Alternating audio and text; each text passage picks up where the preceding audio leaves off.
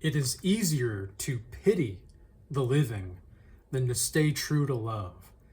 And not love in the romantic sense necessarily, but to speak the truth is an act of love.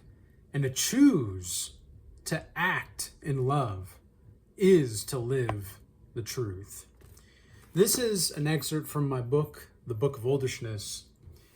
And I want to talk today about the intimidation factor that you're wanting to have with people.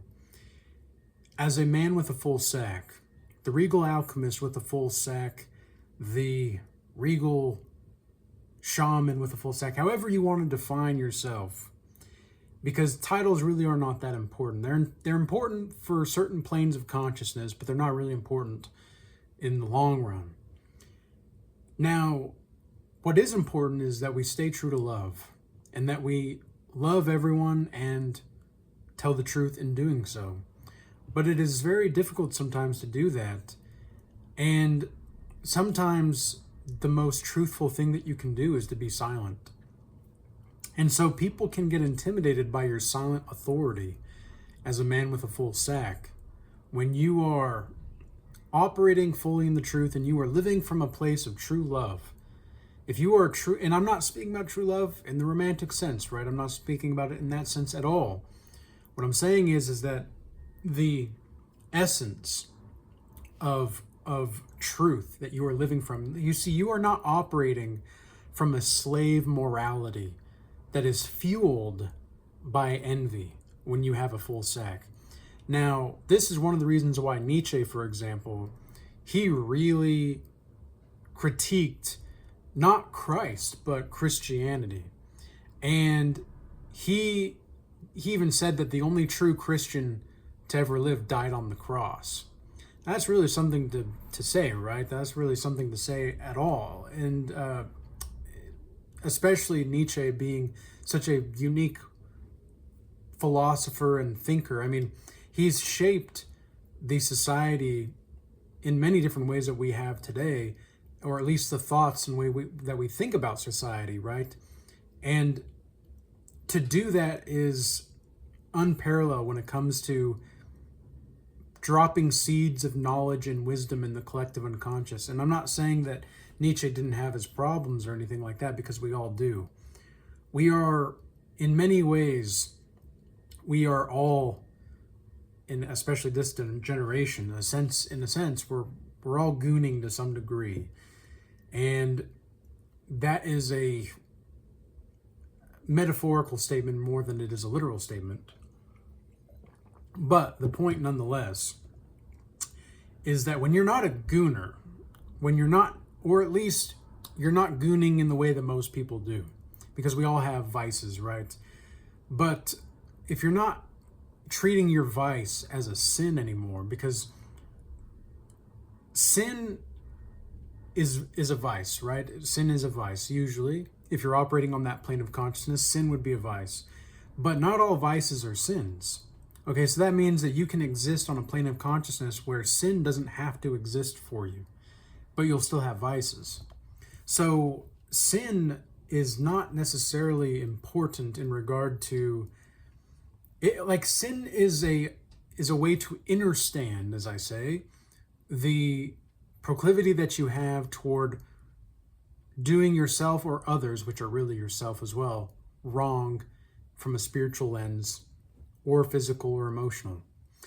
And this is one of the reasons why people fear or are intimidated by you, because it's not necessarily fear. It's more just like, whoa, that person commands the room, right? Like every word that they speak, when they do speak, really means something. You know, I'm very pleased that although I have this channel, the Regal Change channel, my Regal Shaman channel, and I've got other things in the works, although that's a lot of my job is to make content and to be a content creator in many senses of the word. Wow, we're having like a huge wind gust right now. You can feel the winds of change. But anyway, so the density of your clarity is going to emanate through your words. And you're no longer being disciplined for discipline's sake, because that'll just make you run away from yourself. But instead, what you're doing is you're focusing on actually living and embodying the truth of the moment, and that takes an act of love. That takes love itself, because love is timeless. Love, I see love as a place and a way of being in which people give and receive openly and freely with maximum positive emotion. And I would say that, I would venture to guess anyway, because how do I want to phrase this? I would say with certainty that Nietzsche would agree with me, as well as Christ, as well as all these other figures would say that that's what love would be. It is a place and a way of being, because that is something that you can create. Like Nietzsche thought that we can create our own values. And I think that that's very true. I actually do think we can create our own values. But I also think that we can just be the values that we are inherently. Like, for example, the commandments, those are what you are. Ultimately, like love is the commandments. But that it's not like it's not something to get hung up about, right? It's not something to get hung up about. In fact, it's something that frees you. Because again, this is something that I say with people in my Godlike Mastery offer, as well as the Regal Academy, etc., is that any system worth its salt is trying to get you out of systems. Okay, my Godlike Mastery offer, for example, is a system that helps you get out of systems. Because I'm not trying to force you to do anything. And it's the same thing with my Regal Academy. I have built the architecture. You can explore it however you want. And if you can't find things, that's on you. Like that's on you, because you didn't look for it. Now, I can do all that I can to show you things, but unless you want to see it to begin with, I can't force a blind person to see. And you can't force, anybody. It's like the whole, you can't force a horse to drink any water, or you can walk a horse to water, but you can't force it to drink, right? It's the same type of thing. And I'm not trying to degrade anybody here. I'm not trying to dismiss anybody either. I'm just saying that this is a natural byproduct of life, where sooner or later you're going to have to notice certain things going on in your life, and sooner or later you're going to have to see what you're doing and if it's actually prohibiting you from growing into everlasting life or into timelessness, because that's what I see everlasting life to be, is timelessness. And the Regal Change old timers will be very aware of what I'm speaking about here, because that is the Regal timeline theory. So the Regal timeline theory consists of the core premise that the soul of existence, God, is timelessness. Ooh, we even got some thunder going now. I don't know if you guys can hear that or not, but I don't think it's supposed to rain, but it might. We've got the power of Zeus upon us. So there's actually quite a lot of antiquity. I don't know why that word is coming to mind, but there's a lot of antiquity that is arising from your silence. And in your silence, especially when you have a full sack, because your discipline just shines through you. Like I had somebody ask me recently, they said, like, look, you say that women will know when you have a full sack. It's not like they know. It's like, well, yeah, of course they don't really know. They just unconsciously perceive this. We don't really go around just like, hey, yeah, I've got a full sack. No, the silent man with a full sack just walks with authority. And there's something about him. Like, people know that there's something different about you when you have a full sack. It's not to say that you're like this super special being. It's just that you're actually godlike in your normalness. Like, you're so normal that you're godlike. And that's what people don't understand, is they can be godlike as well. You see, I've noticed that with the Godlike Mastery offer, for example, is that it can intimidate some people. And because some people will feel like, Like, I had a guy reach out to me in the DMs recently, and this guy, he seemed as though he felt like he would be a bad student. And I said, look, it's not that you would be a bad student for the Godlike Mastery offer. It's more like, can you accept that there's more to you than who you really are? It's not about, ooh, I'm not ready necessarily, because I have met people like that as well, where they just feel like they're not ready for this. And it's like, no. What you're most afraid of is not the not feeling of ready. What you're afraid of is you don't know exactly what to change. And that's what the Godlike Mastery system offers. It's a structure for change, because it's a system that I architect to help you get out of systems that's custom tailored toward you. Like, you know how people get suits, right? People get suits, and they can get tailored suits. You know, it's still going to be a suit. Everybody knows that's a suit, but it's going to be tailored to that specific person. That's the same type of way in which I approach my Godlike Mastery offer for people. It's the same type of system. It's the same type of suit. It's just tailored a little bit different for the people. Or it's like a dress for the women that are interested in that.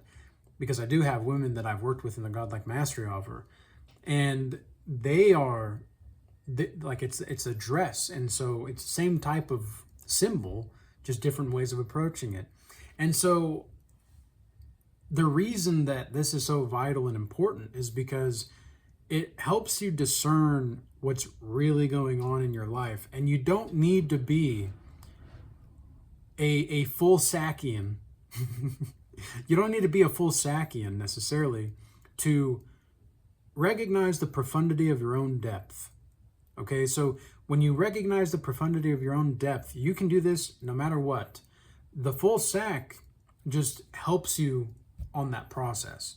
It helps you see that there's more to you than you really think. And that's really where most people are frightened by that. Most people I know I was frightened by that when I first started to realize, like, whoa, I could actually be godlike. Wait, but that means I have responsibility. Ah, yes, exactly. So it's the responsibility of people and ourselves that we are fearing and intimidated by, even by ourselves. It's the responsibility that it's going to have on us. So therefore, when we approach new things in life, when we see the dimensions of life acting out a profound way that we don't always know how to define, it can get us trapped in these psychological loops and these time loops. And these time loops are absolutely prohibiting us from exploring the adventure of truth, because we don't know how to embody love in that essence, in that state of being. We don't know how to embody love. We don't know how to choose love. And that's what I was talking about at the very beginning with my book. So, by the way, this is a second edition. Well, at least there is a second edition of this book now. And I just changed up the format a little bit, as well as not the dialogue of the visions, but the structure of how I talked about God and the soul of existence. And because I first published that book last August, and now I'm doing more with it, and I've expanded myself and my own consciousness. And of course, I don't think I've reached any kind of I'm at the completion point. It's just that death is no longer like, I don't think about the afterlife anymore either. Like, I cherish life. I love life. I see sacredness in everything and all things all the time, in every being. I see the Christ. I see Allah. I see the Buddha. I see, the sage. I see the trickster. I see all these different things in everything, and I see it all in it all. And it's this beautiful thing. So I just switched up the language a little bit. But I'm not afraid of death, though. Like, I haven't been afraid of death for quite some time, but now I have a totally different approach to death. I used to, I'll tell you guys this quick story. For the ones that have stuck around, you guys deserve this story. So, you are worthy of this story. So, a long time ago, I wrote down on a sticky note and I put it on my mirror. This was like, 4 years ago, 5 years ago. Yeah, and I've had it on my mirrors that I've lived at ever since. But I took it down yesterday. And I burned it, actually, in a ritual, in a shamanic ritual. I burned it as a form of sacrificial awareness, and as well as like moving from the old timeline into timelessness on a new timeline, into timelessness rather. And on the note, it said, "You are available to die. You must earn your sunrise." Now, inherently, as a form of discipline is concerned, that's inspirational. Like, and I was inspired by myself even reading that. And over the years, I would see that and I'd just be reminded of that every day. But then yesterday I looked at it and I just started laughing and giggling. Like, it was like the soul of existence in me was looking at that and was just like, "Oh, Thaddeus." Like, "Oh, Thaddeus, you silly goose." You silly goose. You're not available to die. You're an immortal soul. What are you talking about? And then you have to earn your sunrise. It's just like unnecessary suffering. So unnecessary. You don't have to earn your sunrise, man. Like the Thaddeus that I saw in that was just so funny. It was just so funny. I was just like, I knew Thaddeus. I knew that old Thaddeus, and you know what? He was doing the best he could. And he really was. And I still am to this day. And I'm sure that that's how it's going to be in like a year or two. I'll look back to myself in self-reflection and be like, well, he was doing the best he could. Because that's all we can do moment to moment. I had somebody reach out on a call with me.